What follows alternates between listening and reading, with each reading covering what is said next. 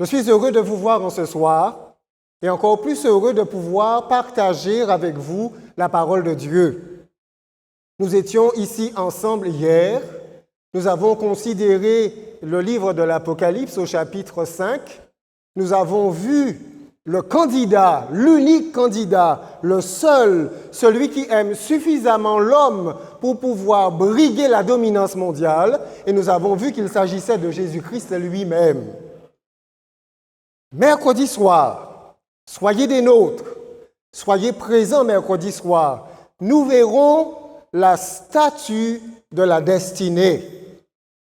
Et nous nous poserons une question. Les prophéties peuvent-elles être changées? Ou bien faut-il absolument que tout se passe comme il est écrit?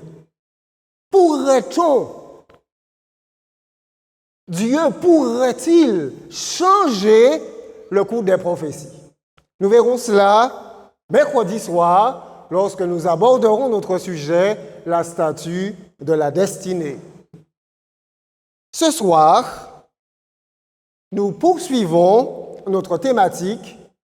Bientôt, un président pour la terre.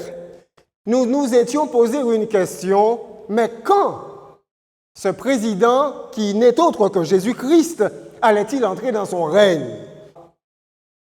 Prenez la parole de Dieu. Vous êtes déjà habitués à la manière dont nous procédons. C'est la Bible que nous expliquons et rien d'autre. Nous sommes dans le livre de l'Apocalypse, au chapitre 5, Apocalypse 5, verset 10. « Tu as fait d'eux un royaume et des sacrificateurs pour notre Dieu, et ils régneront sur la terre. » L'amour de Christ était tel, nous l'avons vu hier, qu'il n'a pas hésité à offrir sa vie, il n'a pas hésité à accepter de se vider de son sang pour nous racheter et pour faire tout d'abord de nous un royaume de sacrificateurs, premièrement, et deuxièmement, de faire qu'ensuite nous puissions régner sur la terre. Donc deux choses. Tout d'abord, un royaume, le Christ doit revenir, rassembler son peuple, en faire son royaume en un premier temps, et ensuite, en un second temps, les ramener ici-bas, et c'est alors qu'ils régneront sur la terre. Et nous verrons cela, si vous le voulez bien, en détail ce soir. Dans le livre de Jean, au chapitre 14 et au verset 1er, c'est un passage que nous avons déjà considéré ici. Mais je vous invite encore à le revoir. C'est l'un de nos passages fondateurs. Jean 14, verset 1er. Le Christ avait dit à ses disciples, « Que votre cœur ne se trouble point. Croyez en Dieu et croyez en moi. » C'est encore et aussi notre message. Ne soyons pas troublés par ce qui se passe dans le monde d'aujourd'hui, par les difficultés que nous pourrions rencontrer. Ne soyons pas troublés, mais ayons foi en Dieu. Et c'est ce que Jésus disait à ses disciples. Croyez en Dieu. Faites confiance à Dieu. Croyez en Dieu et croyez en moi. Ayez foi. En d'autres termes, c'est le message de Jésus directement en rapport avec sa venue. Ayez foi en Dieu, croyez en moi. Il y a plusieurs demeures dans la maison de mon Père. Si cela n'était pas, je vous l'aurais dit. Je vais vous préparer une place, et lorsque je m'en serai allé et que je vous aurai préparé une place, je reviendrai, dit-il, et je vous prendrai avec moi, afin que là où je suis, vous y soyez aussi. Donc, lorsqu'il revient, il ne commence pas tout de suite à régner sur la terre. Lorsqu'il revient, il rassemble ses enfants, ses élus, il les emmène au ciel en un premier temps, et ensuite, il les ramènera de nouveau, et c'est alors qu'ils commenceront de régner. Et le Christ va donner fort détail à ses enfants. fort détail à ses disciples pour qu'ils ne soient absolument pas ignorants de ces choses. Dans le livre de Matthieu, au chapitre 24, à partir des versets 3, le Christ est assis sur le mont des Oliviers et les disciples viennent. Il s'assit sur la montagne des Oliviers et les disciples vinrent en particulier lui faire cette question. Dis-nous, quand cela arrivera-t-il et quel sera le signe de ton avènement et de la fin du monde? En fait, dans les versets qui précèdent, le Christ a annoncé la destruction de l'un des plus beaux édifices qui ait été l'une des 7 merveilles mondiales. Il s'agissait du temple de Jérusalem. Mais pour les disciples, un tel événement ne pouvait être réalisé que pour la fin du monde. Pour eux, il était impensable que le temple de Jérusalem puisse être détruit. Pour eux, c'était un événement réalisable uniquement pour la fin des temps et pour l'avènement du Messie. Et alors ils sont intrigués, ils veulent savoir. Et ils demandent à Jésus, mais quand aura lieu cet événement? Dis-nous quand cela arrivera-t-il et quel sera le signe de ton avènement et de la fin du monde? Cette question nous intrigue également. Et aujourd'hui, alors que tout un chacun parle de fin du monde, alors que sur YouTube, vous avez des discours de fin du monde, que sur TikTok, vous avez des discours de fin du monde, sur les réseaux sociaux, vous avez des discours de fin du monde, il nous est important de savoir ce que déclare la Bible à propos de cette question essentielle. Maintenant, il y aura-t-il plusieurs signes de fin du monde? Ou y aura-t-il un seul signe de fin du monde? Regardez la question posée, en tout cas par les disciples. Ils disent, « Dis-nous quand cela arrivera-t-il et quels seront les signes ?» Est-ce que c'est ce que vous lisez ici? Non. Il dit, « Quel sera le signe de ton avènement et de la fin du monde ?» Ainsi donc, parmi tous les signes qui vont être donnés, il n'y en a qu'un seul. Un signe unique, un signe extrêmement important qui va déterminer le temps de l'avènement de Jésus et de la fin du monde. Le Christ n'a rien caché. Ce n'est pas quelque chose que nous enseignons en secret, non. Nous parlons ouvertement, au vu et au su de tous. Au verset 4, Jésus commence à répondre. Jésus leur répondit, « Prenez garde que personne ne vous séduise, car plusieurs viendront sous mon nom, disant, « C'est moi qui suis le Christ », et ils séduiront beaucoup de gens. Dans sa réponse, Jésus va jumeler les deux événements, les signes qui annoncent la destruction de Jérusalem, de même que les signes qui annoncent la fin du monde et son avènement. En une réponse, il répond aux deux questions en même temps. Tout d'abord, le premier signe, Jésus leur dit, « Faites attention, prenez garde à la séduction. » Et le Christ introduit ses disciples dans le contexte religieux. Et Jésus déclare que le contexte religieux sera extrêmement présent. Il dit « Prenez garde, parce que plusieurs viendront sous mon nom, disant « C'est moi qui suis le Christ ». Le Christ donne ici un détail extrêmement simple afin de détecter tous les antichrists. Tout d'abord, il y a une vérité fondamentale que le Christ présente ici. Personne ne pourra jamais le remplacer. Il n'y aura plus jamais sur terre de Christ. Personne.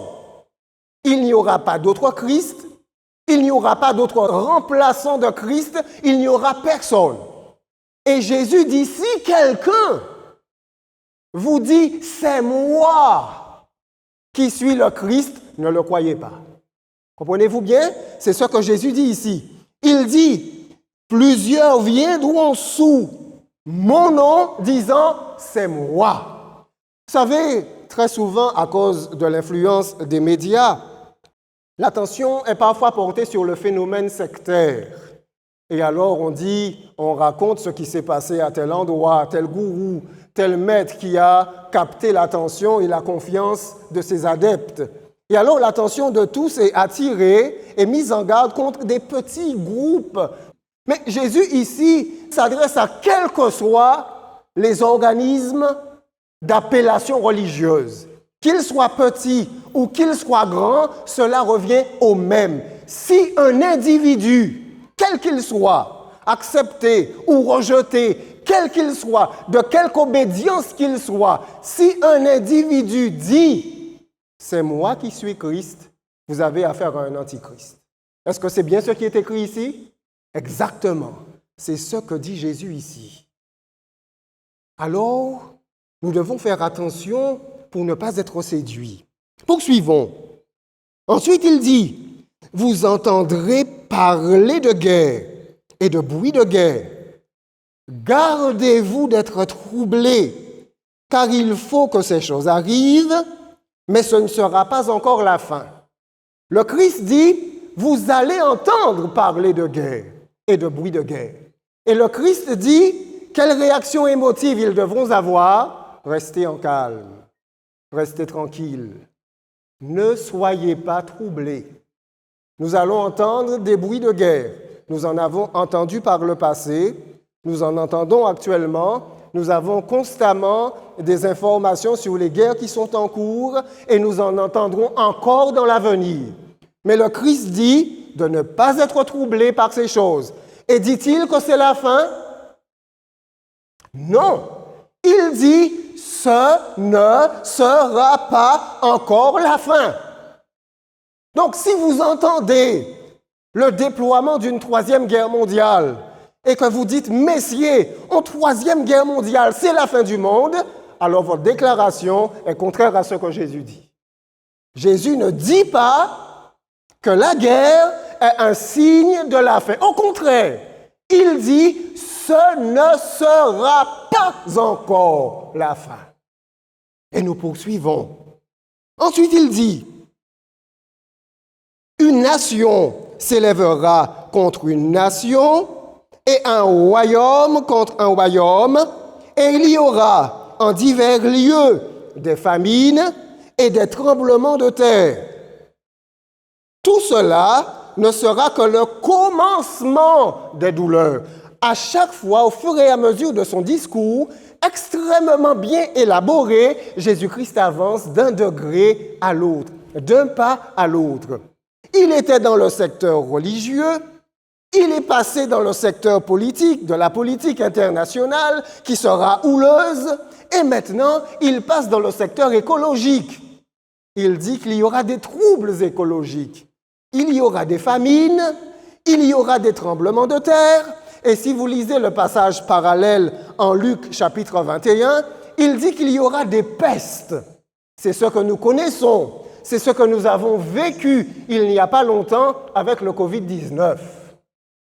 Chers amis, la parole de Dieu dit-elle la vérité? Tout ce que Jésus dit ici, il y a plus de 2000 ans en arrière, c'est ce que nous vivons aujourd'hui. Qui peut dire le contraire? Quel homme pourrait annoncer, prophétiser, plus de 2000 ans en arrière, une condition aussi juste aujourd'hui de l'humanité? La Bible demeure un livre véritablement étonnant et on n'a pas encore pu la prendre en défaut.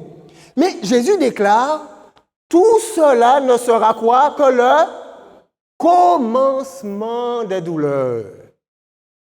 Donc cela, guerre, famine et tremblement de terre, c'est le commencement des douleurs. C'est ce que nous, adventistes, nous appelons le début du temps de détresse. C'est ce que nous appelons le début du petit temps de trouble. C'est simplement cela. Tout cela ne sera que le commencement des douleurs. C'est le début des détresses. Et c'est ce que nous vivons actuellement. Nous ne sommes pas encore dans la grande détresse finale, mais nous sommes dans le temps du début de la détresse, exactement comme Jésus l'avait annoncé. Poursuivons.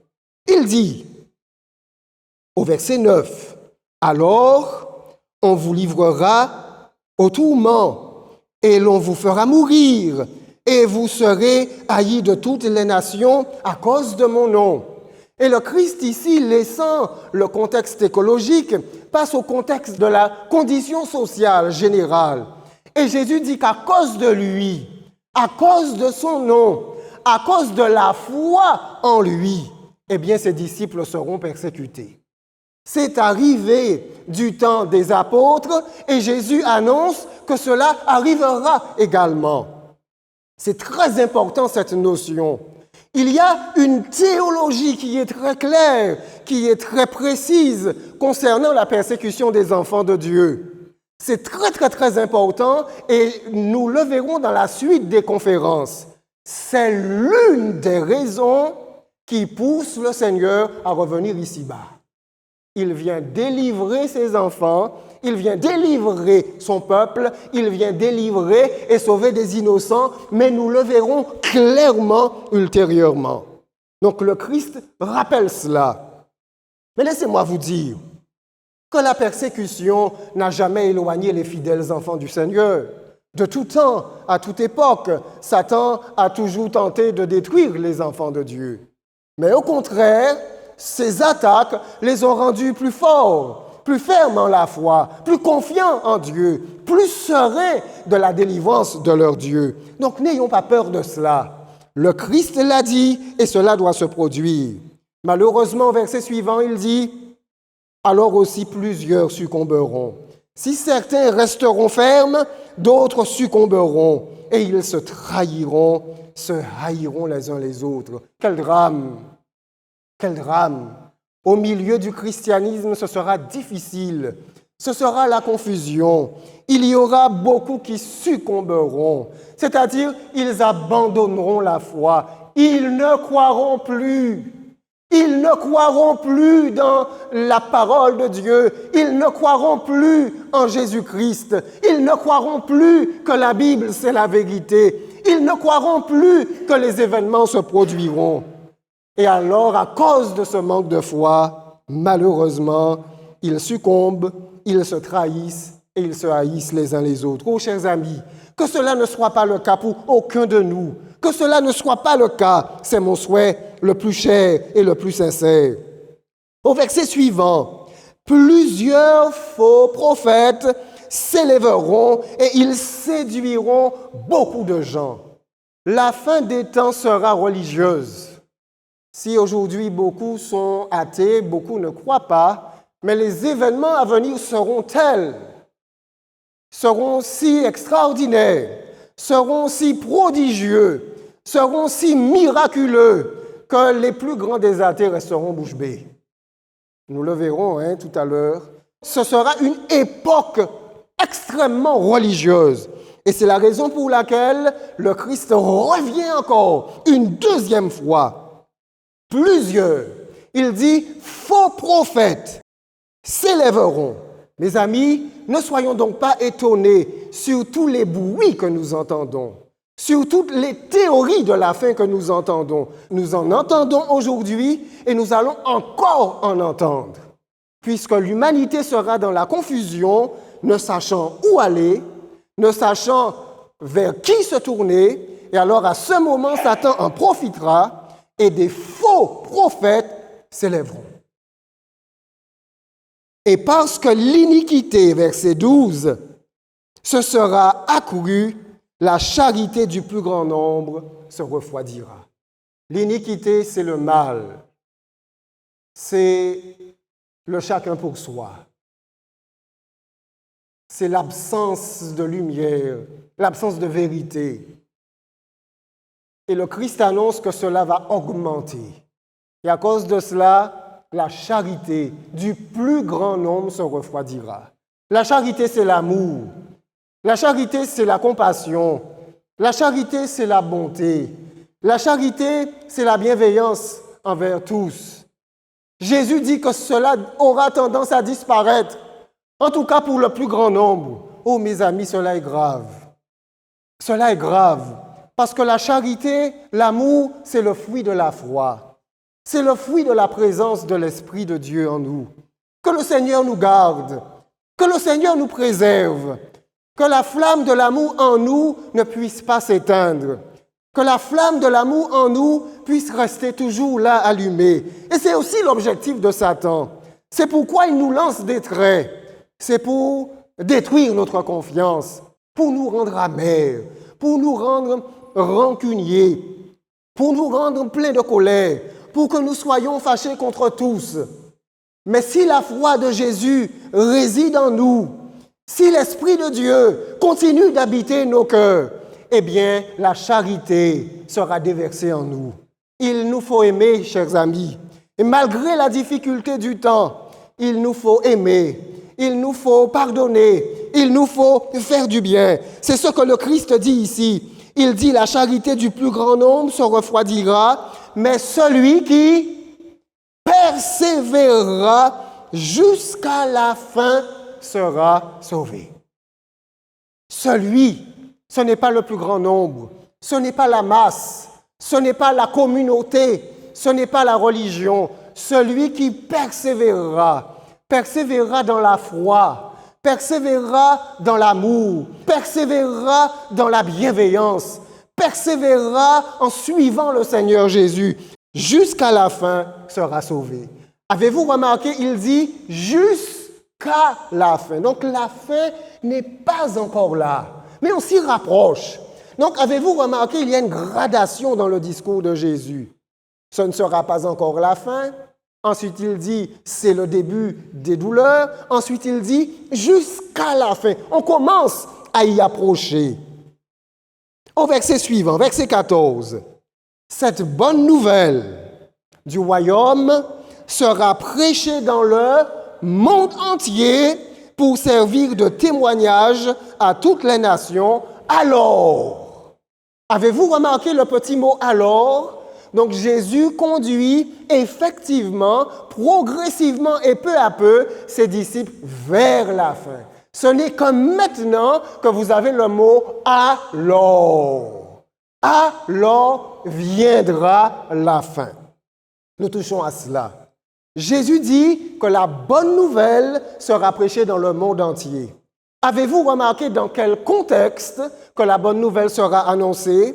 Alors qu'il y a la guerre, alors qu'il y a les épidémies, alors qu'il y a des famines, alors qu'il y a des tremblements de terre, alors qu'il y a des dissensions et des divisions au sein même du christianisme. Malgré tout cela, la bonne nouvelle de l'Évangile ne s'arrête pas. Elle continue d'être annoncée partout et elle continue d'être annoncée à toutes les nations. Ceci est là pour nous encourager. Vous avez probablement déjà entendu que nous aurons un mauvais temps pour cette semaine.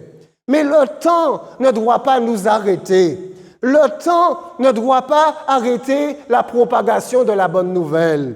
Les difficultés ne doivent pas arrêter la propagation de la bonne nouvelle.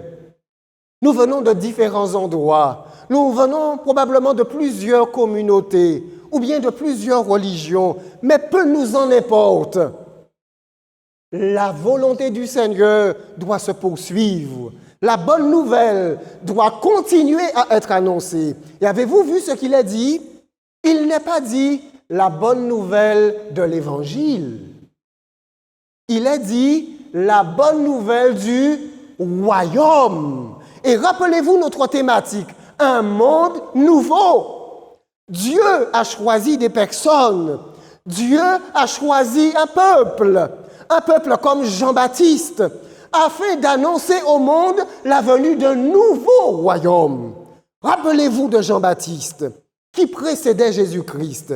Il allait partout, vêtu bizarrement, mangeant bizarrement. Mais que disait-il?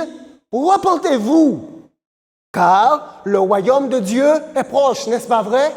Oui, tout à fait, c'est la vérité, vous le savez. De la même manière, il y a aussi un peuple qui annoncera, des messagers qui annonceront la bonne nouvelle du royaume. Un monde nouveau, un monde où la mort ne sera plus, un monde où la souffrance ne sera plus, un monde où il n'y aura plus de deuil, un monde où nous vivrons dans la sérénité, dans la paix, un monde sans guerre, un monde où la violence n'existera pas, un monde où la mort, jusque dans les cellules, disparaîtra complètement. Voilà ce que nous annonçons. Il est dit que cette bonne nouvelle du royaume sera prêchée dans le monde entier pour servir de témoignage à toutes les nations. Il n'est pas dit que toutes les nations croiront dans ce message. Il n'est pas dit que tous les hommes l'accepteront. Mais il est dit que cela servira de témoignage. Nul ne pourra dire qu'il n'a pas entendu. C'est ce que Jésus dit ici. Et alors, quand cela sera fait, alors Jésus dit, alors viendra la fin. Il ne dit pas, alors viendra la fin, point. Mais alors viendra réellement la période de la fin. Et regardez cela clairement avec moi. Verset suivant. Vous avez qui introduit le verset suivant, c'est pourquoi, lorsque vous verrez l'abomination de la désolation dont a parlé le prophète Daniel, établie en lieu saint, que celui qui l'y fasse attention. Donc voyez-vous bien, la bonne nouvelle de l'Évangile s'achève, tous ont entendu, Jésus dit maintenant, attention, il ne l'a pas dit pour les guerres, il ne l'a pas dit pour les séductions, il ne l'a pas dit pour les familles, ni pour les tremblements de terre, c'est seulement maintenant qu'il le dit. Et rappelez-vous de la question des disciples, quel sera le signe de ton avènement et de la fin du monde? Donc Jésus a préparé ses disciples avec un ensemble de signes et maintenant il attire volontairement leur attention sur cela. C'est pourquoi, lorsque vous verrez l'abomination de la désolation dont a parlé le prophète Daniel, établi en lieu saint, que celui qui lit fasse attention. Et Jésus mentionne le prophète Daniel. Donc l'étudiant de la prophétie, l'étudiant qui étudie Daniel a vu cela. Et lorsqu'il verra cela, alors il doit faire attention. Qu'est-ce que c'est que cela? Dès son origine, l'Église adventiste, les pionniers adventistes ont annoncé qu'une loi du dimanche sera promulguée d'abord aux États-Unis et ensuite au monde entier. Dès les origines, telle a été leur affirmation de la promulgation d'une loi du dimanche. Ont-ils eu raison et cela s'harmonise-t-il avec la parole de Dieu?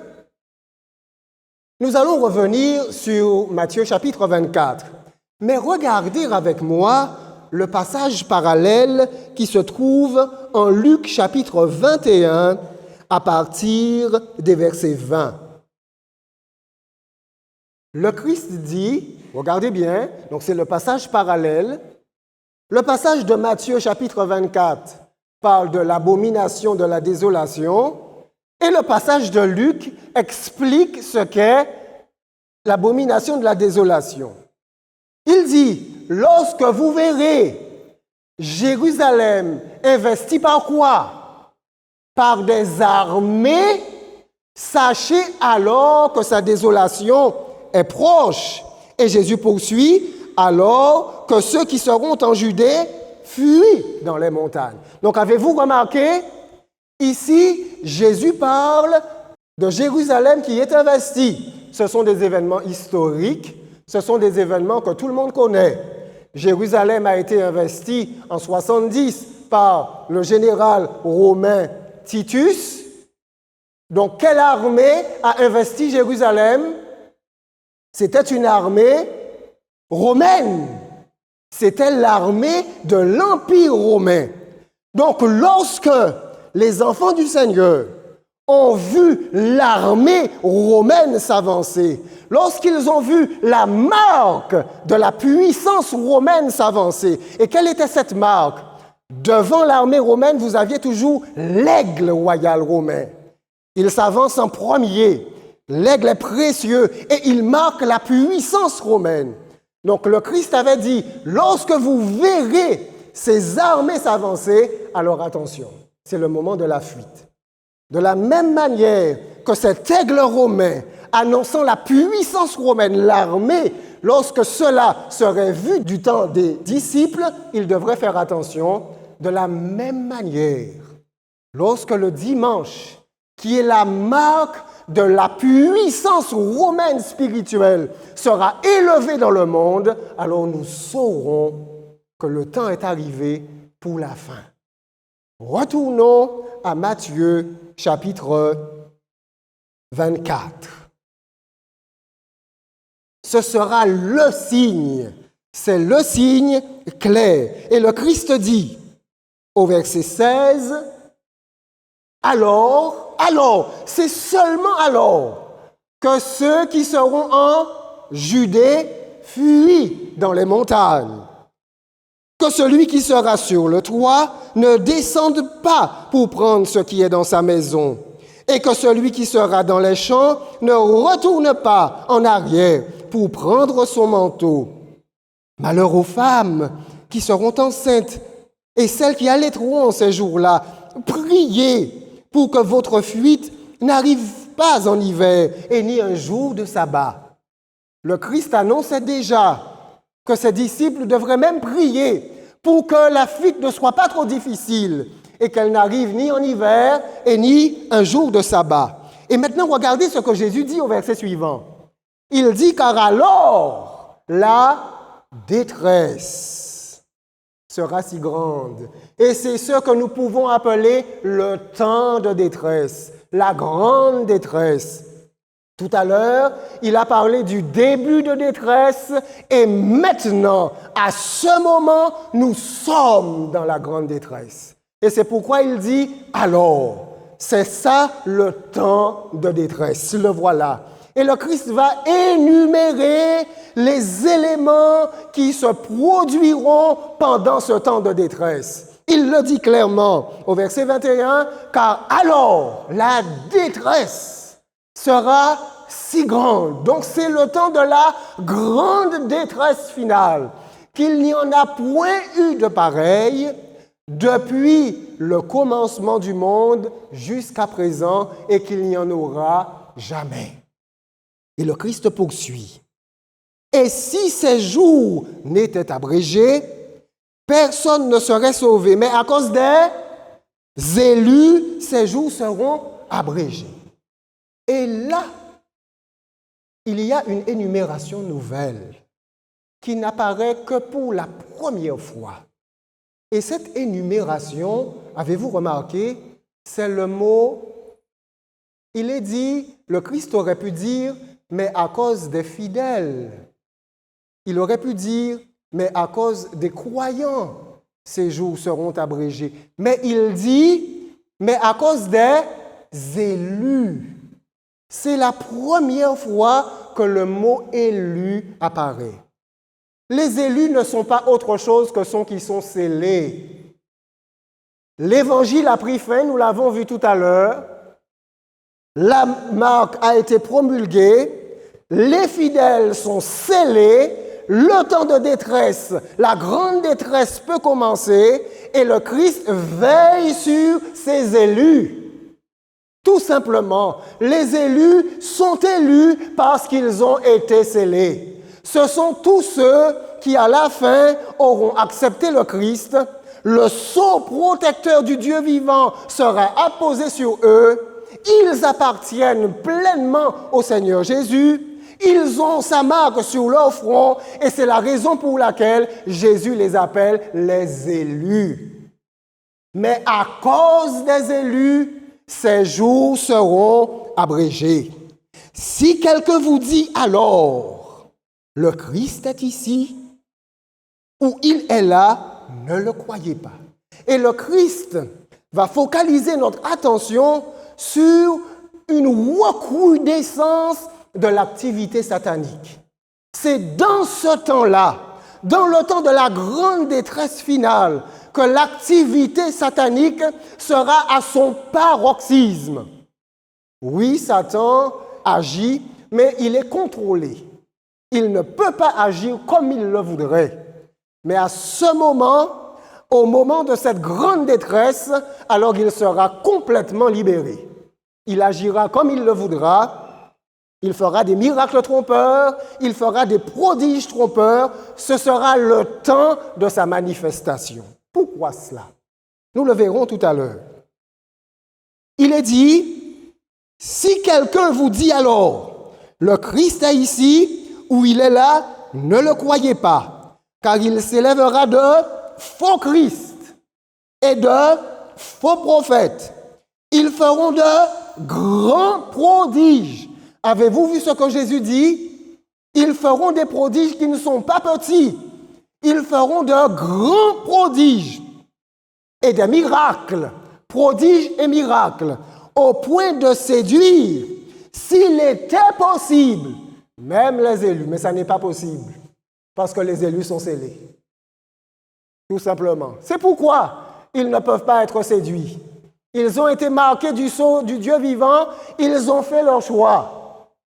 Et alors le Seigneur va permettre cela, va permettre à Satan de se manifester pleinement, et ainsi l'humanité sera divisée en deux. Ceux qui seront du côté de Satan, séducteurs, déguisés en anges de lumière, déguisés en Christ, et ceux qui seront véritablement du côté du Seigneur, les élus. Aussi simple que cela. Oh mes amis, si Jésus dit cela, c'est que ce sera fort. Ce sera fort. Il est dit, Jésus annonce de faux Christ et de faux prophètes faisant de grands prodiges et des miracles au point de séduire, s'il était possible, même les élus. Donc nous aurons affaire à des personnages hors du commun, à des personnages sans précédent, à des personnages qui dégagent de la puissance, à des personnages qui guériront les gens, à des personnages éblouissants, à des personnages qui réaliseront des guérisons. Lorsque ce genre de personnages arriveront en Guadeloupe, les médias se jetteront dessus. Et alors les gens crieront, le Christ est ici, le Christ est ici. Lorsqu'ils iront en France, lorsqu'ils iront aux États-Unis, lorsqu'ils iront en Afrique, lorsqu'ils iront en Russie, et partout où ils iront, la population sera en effervescence. Et alors les gens qui auront été guéris diront, ah, je suis guéri, c'est la puissance de Dieu, c'est Jésus-Christ qui m'a guéri, ce sont ses serviteurs qui m'ont guéri. Et voyez-vous, si vous qui êtes fidèles à la simple parole et que vous êtes un peu malade, ils viendront chez vous, venez, il te guérira, il passera sa main sur toi. Comment résister? Et c'est la raison pour laquelle Jésus dit, ils séduiront, s'il était possible, même les élus. En fait, il y a une corrélation entre ce temps et les événements qui précèdent. Ce n'est pas pour rien que nous avons guerre, bruit de guerre, crise écologique, crise sociale, actuellement. En réalité, Satan sait exactement ce qu'il fait. Vous avez crise et guerre sociale, tremblement de terre d'une part, ensuite vous avez la fin de l'évangile, et après vous avez un temps magnifique de séduction. Satan est en train de préparer ce temps. Le satanisme attend son heure réelle. Il attend ce temps de séduction où il aura la prééminence mondiale. Il attend son heure. Mais il prépare son heure maintenant en jetant le chaos dans le monde. Et c'est pourquoi il y a des guerres. C'est pourquoi il y a des bruits de guerre. C'est pourquoi il y a des famines. C'est pourquoi il y a des épidémies. C'est pourquoi il y a des inondations.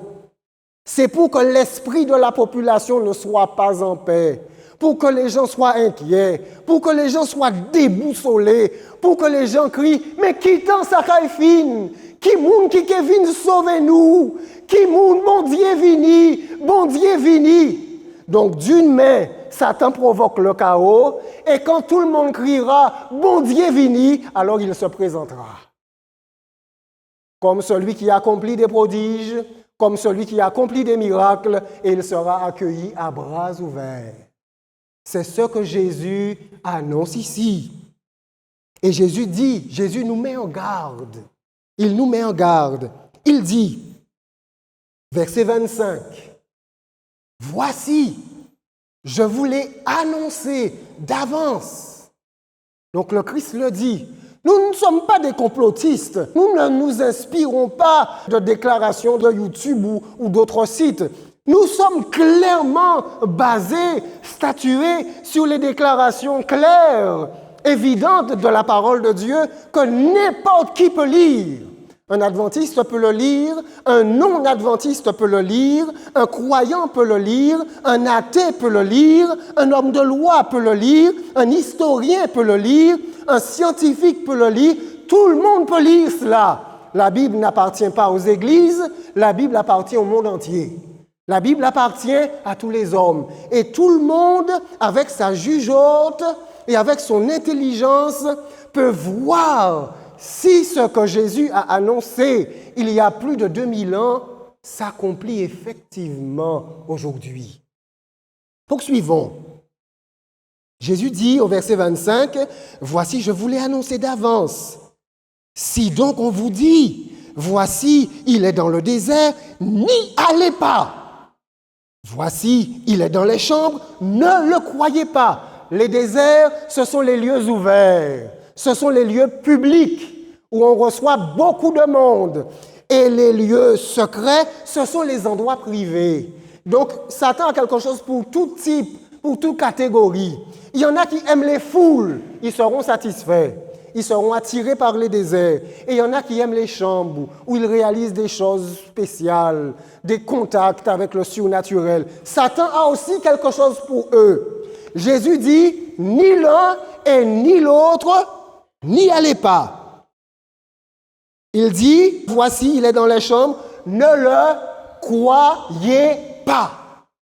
S'il y a des choses à croire, s'il y a des choses à accepter comme base, comme pilier de la foi, il y a des choses qu'il faut rejeter. Et cela, Jésus dit, ne le croyez pas. Car voici, comme l'éclair part de l'Orient et se montre jusqu'en Occident, ainsi sera l'avènement du Fils de l'homme. En quelque lieu que soit le cadavre, là s'assembleront les aigles. C'est-à-dire, quand on voit un éclair, tout le monde est vrai, n'est-ce pas vrai? Tout le monde le voit. Il sort d'un endroit, il va à l'autre, tout le monde le voit. Jésus dit, il en sera ainsi de l'avènement du Fils de l'homme. Donc le vrai Messie, Jésus-Christ dit comment il viendra. Jésus dit, en quelque lieu que soit le cadavre, là s'assembleront les aigles. C'est une manière de parler. C'est-à-dire que tout le monde le verra, quel que soit l'endroit où il sera. Et maintenant le verset 29, et regardez, Jésus commence, il dit, aussitôt après ces jours de détresse. Donc Jésus a introduit le début de la grande détresse, et maintenant il finit la période de la grande détresse. Et entre les deux, il nous a présenté le paroxysme de la séduction satanique. Et maintenant, que dit-il? Aussitôt après ces jours de détresse, le soleil s'obscurcira, la lune ne donnera plus sa lumière, les étoiles tomberont du ciel et les puissances des cieux seront ébranlées. Alors, si Satan a eu son temps, c'était le temps de la grande détresse. Maintenant, le temps qui vient, ça n'est pas le temps de n'importe qui. C'est le temps du véritable leader mondial. C'est le temps de Jésus-Christ. C'est le temps du Fils de Dieu. c'est le temps du roi des rois, c'est le temps du Seigneur des seigneurs. Et la description va être faite maintenant de son temps. Il est dit, alors, le signe du Fils de l'homme paraîtra dans le ciel. Chaque mot est important. Ce n'est pas un secret. Il est dit que le signe, c'est-à-dire son aspect, ce qui vient, il paraîtra dans le ciel. Toutes les tribus de la terre se lamenteront. Et je suis triste à cette déclaration. Et je me pose la question, mais pourquoi les tribus de la terre seraient-ils tristes? Pourquoi sont-elles tristes au point de se lamenter et de ne pas recevoir le Christ? Eh bien, la question est simple. C'est parce qu'une grande partie de l'humanité se sera tournée du côté de Satan, tout simplement. L'humanité sera divisée en deux. Je ne dis pas deux religions, mais je dis en deux idéologies. Ceux qui se tournent réellement et sincèrement du côté de Jésus-Christ et ceux qui se tournent du côté de Satan. Eh bien, ceux-là, je comprends pourquoi ils se lamenteront. Et Jésus poursuit. Se lamenteront et elles verront. Chaque verbe est important. Nous sommes ici dans la description visuelle. Il paraît dans le ciel, les gens se lamentent et elles voient le Fils de l'homme venant sur les nuées du ciel avec puissance et une grande gloire.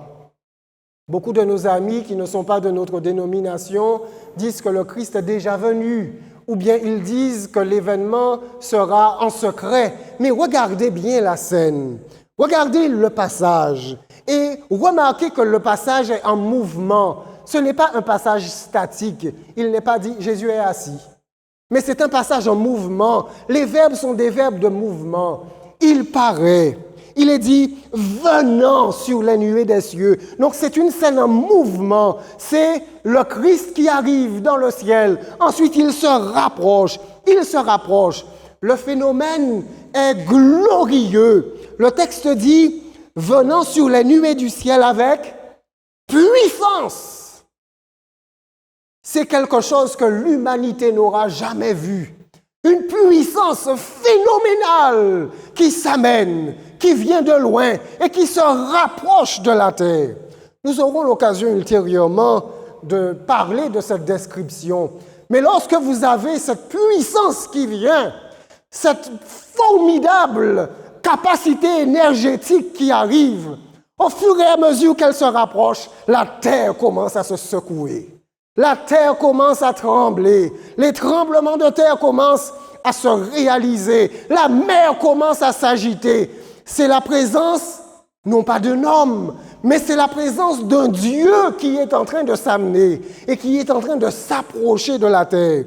Et l'événement est puissant et l'événement est glorieux. La gloire du Seigneur Jésus va surpasser celle du soleil. Toute la terre le verra. Les hommes ne pourront pas regarder ce phénomène. Et c'est ce que Jésus déclare ici.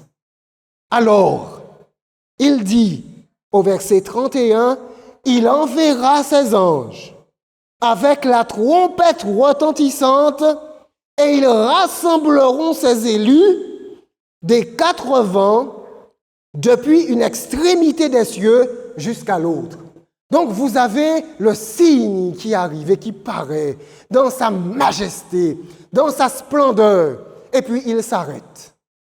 Il n'est pas dit que Jésus vient ici-bas. Il n'est pas dit qu'il pose le pied sur cette terre. La trompette retentissante commence à résonner.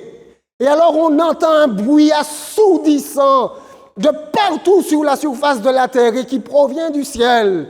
La terre se secoue sur ses bases. Les morts ressuscitent, nous le verrons ultérieurement. Et alors, des myriades et des myriades d'anges, c'est ce qu'il est dit ici, descendent. Il est dit, il enverra ses anges avec la trompette retentissante et ils rassembleront qui? Ses fidèles, ses croyants, qu'a-t-il dit? Encore le même mot que tout à l'heure, ses élus. Ce sont ceux qui sont scellés, tout simplement, dont les noms sont inscrits dans le livre de vie ceux-là sont tous rassemblés, il est dit, d'une extrémité de la terre jusqu'à l'autre. Je veux reprendre ce passage.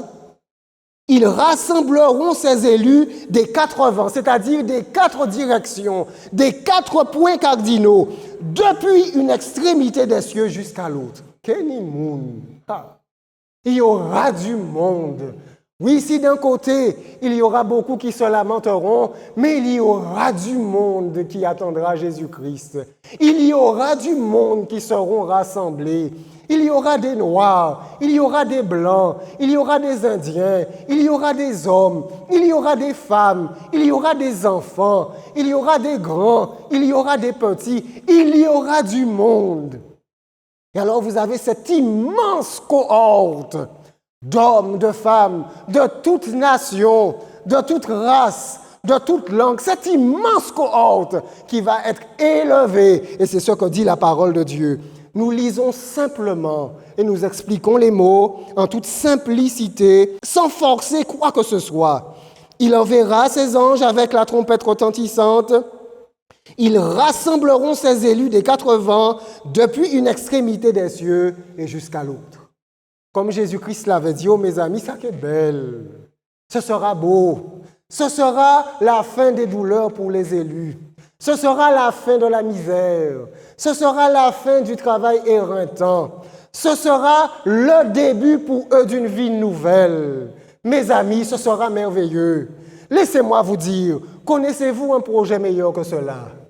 Qu'est-ce qui est plus beau que cela? Qu'est-ce qui est plus beau que la vie éternelle? Qu'est-ce qui est plus beau qu'une santé éternelle? Qu'est-ce qui est meilleur qu'une jeunesse éternelle? Qu'est-ce qu'on peut nous proposer de mieux que cela? De mieux que cela. Quelle somme d'argent? Même les personnes les plus riches, elles congèlent leur corps dans l'espoir que la science dans l'avenir découvrira le secret de l'immortalité. Même les Égyptiens duquel on parle aussi longtemps, qui avaient le secret de l'embaumement, mais on les découvre aujourd'hui encore. Ils sont la mort. Le secret de la vie éternelle n'a pas encore été trouvé. Oh, ce sera beau, mes amis. Et c'est cette nouvelle que nous annonçons au monde. Nous annonçons la vie. Nous annonçons la vie éternelle en Jésus. Nous annonçons le bonheur. Nous annonçons une vie meilleure. Nous annonçons le salut. Et nous le faisons non pas pour un intérêt quelconque. Nous n'y gagnons rien. Nous ne le faisons pas pour de l'argent. Nous ne le faisons pas pour être bien vus. Nous le faisons pour que le plus grand nombre partage avec nous le bonheur de la vie éternelle. Et cela est gratuit. Cela est complètement gratuit. Il n'y a rien à payer. Il ne s'achète pas. Il suffit simplement de venir à Jésus, de croire en lui, de croire en son amour et de se repentir. Oh mes amis, combien désireraient être là lorsque le Seigneur Jésus reviendrait? Amen. Combien souhaitent être là pour l'acclamer? Combien souhaitent vivre avec lui éternellement? Amen. Eh bien, laissez-moi vous dire, vous qui faites ce vœu, croyez en Jésus, repentez-vous avec sincérité, allez à lui, il vous aime, il ne vous rejettera pas. Nul n'est allé si loin qu'il ne puisse trouver paix et salut en Jésus-Christ. Beaucoup écoutent cette prédication.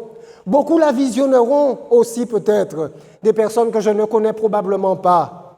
Mais qui que vous soyez, ne dites pas ça c'est pour adventistes, ça c'est pour moun en religion. Ça n'est pas un message pour la religion, c'est un message pour tous les hommes.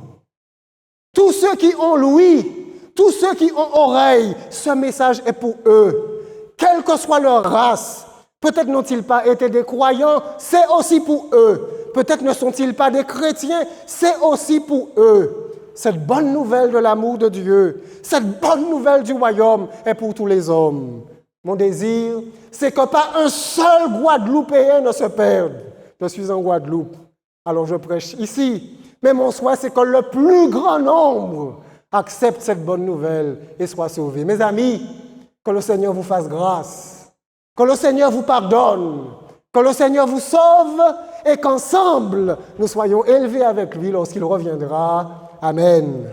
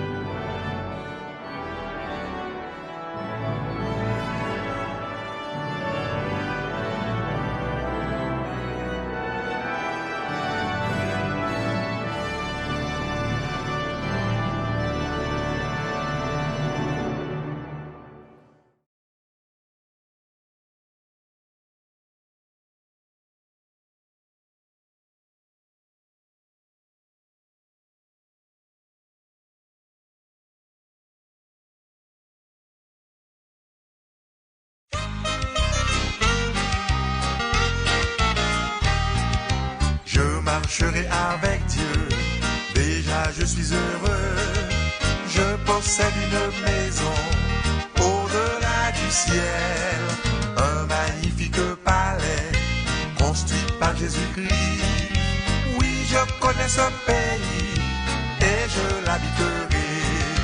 Oui, je connais ce pays et je l'habiterai, là où les plus belles